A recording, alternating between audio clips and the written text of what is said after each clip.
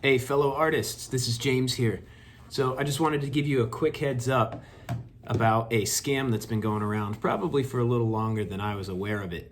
But the other day, some guy hit me up on my Instagram page. He responded to a post that I made playing guitar. I had made some hashtags in there. I imagine that's how he found me. He hit me up and he said, "This is really nice. Check your DMs."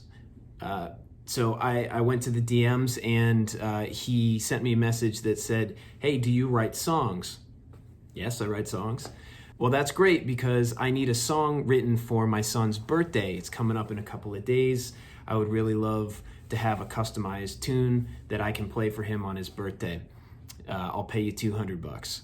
It's like, all right, well, that's a little lower than I would usually charge for a custom song, but I don't know, something about it.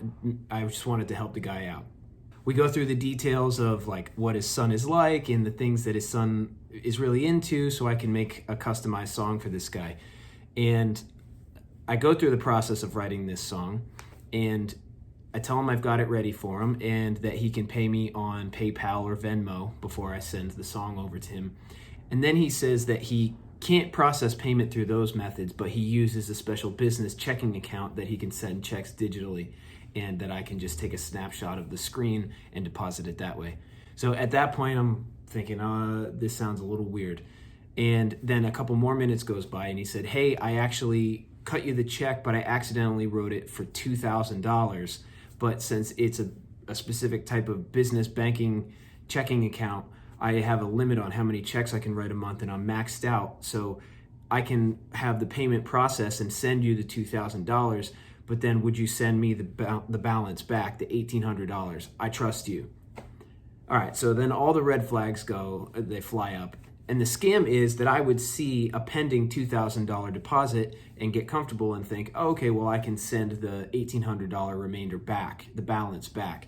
And then the payment wouldn't clear on his end, and I would have sent $1,800. So that's the way that this thing works.